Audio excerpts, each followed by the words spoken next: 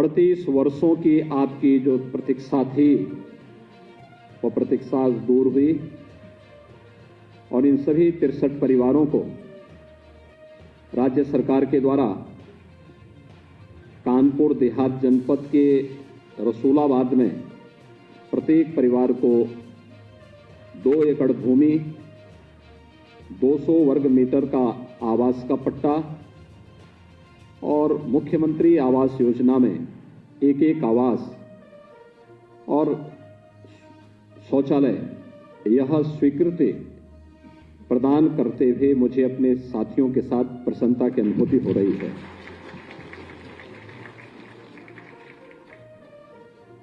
उन्नीस 1970 में ये सभी परिवार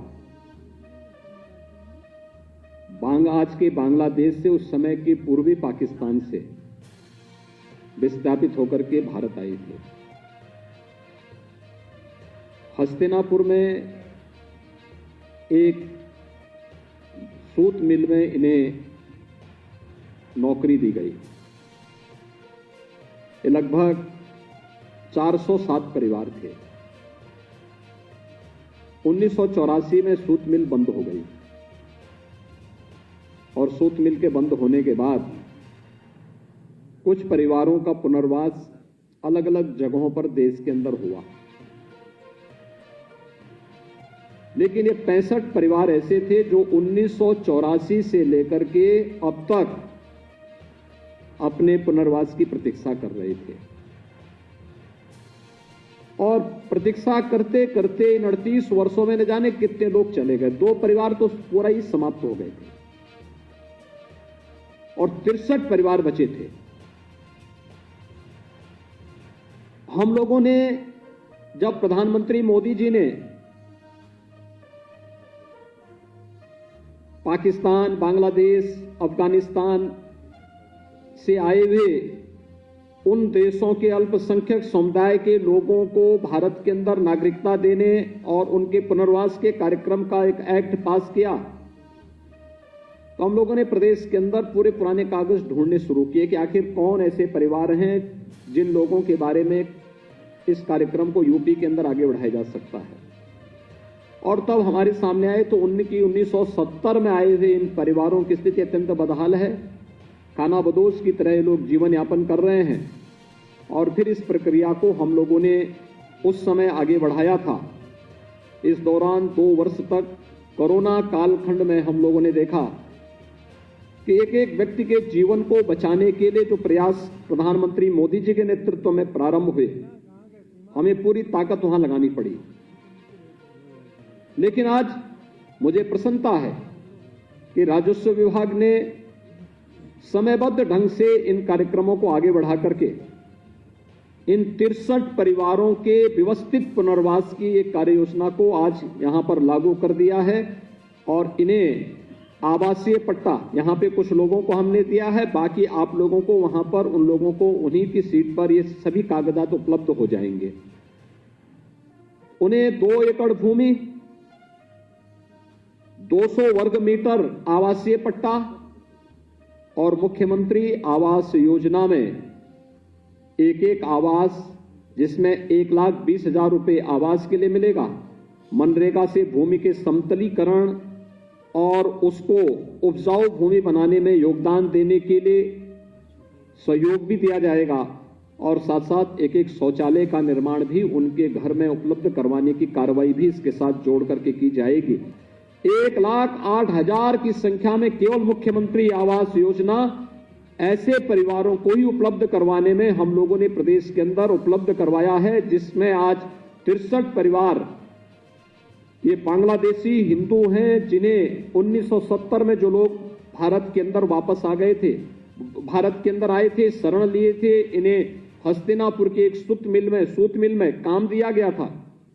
लेकिन 84 में मिल बंद होने के बाद ये लोग दर दर की ठोकरें खाते रहे, सरकार के पास सदैव जाते थे, लेकिन संवेदनहीन सरकारें कभी इनकी बात को गंभीरता से नहीं लेती थी।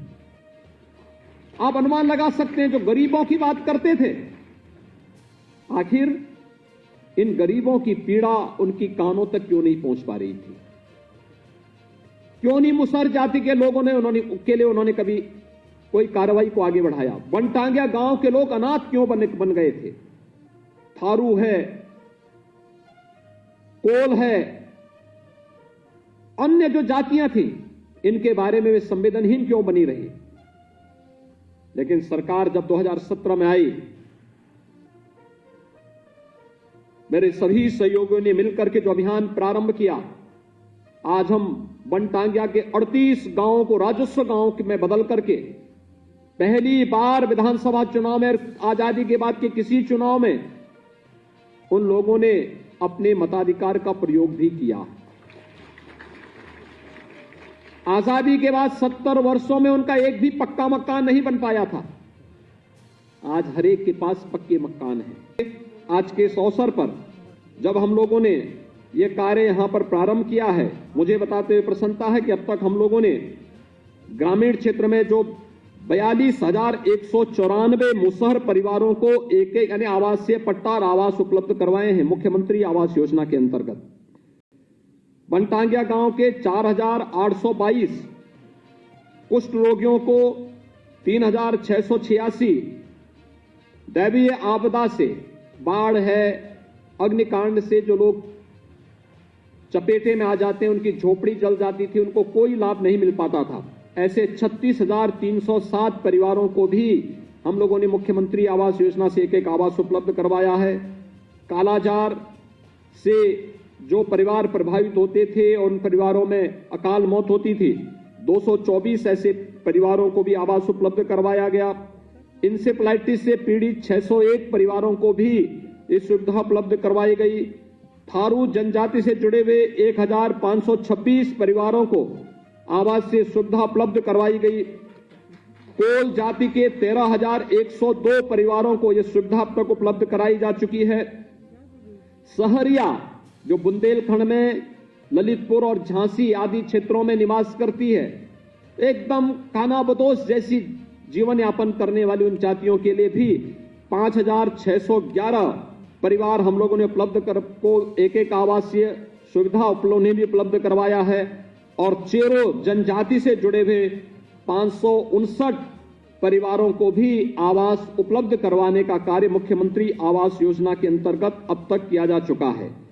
मुझे विश्वास है कि इन सुविधाओं का लाभ हम जो आज यहां पर उपलब्ध करवा रहे हैं, इन 63 परिवारों को भी हम लोग एक व्यवस्थित योजना के अंतर्गत हम वहां पे एक आदर्श गांव के रूप में इन्हें वहां पर स्थापित करने, वहां बागवानी के लिए, वहां पर सब्जी की खेती के लिए, वहां पर अन्य यानी दुग्ध उत्पादन के लिए या बकरी पालन में या कुक्कुट पालन में किसी भी अन्य कार्य के साथ इनको अगर हम जोड़ देंगे, बहुत सारे लोगों को रोजगार की सुविधा वहां उपलब्ध हो जाएगी और आत्मनिर्भर भारत की प्रधानमंत्री मोदी जी की परिकल्पना को साकार करने में इन लोगों को न केवल ये लोग सफल होंगे, उससे आगे बढ़ाने में इन्हें सफलता प्राप्त होगी।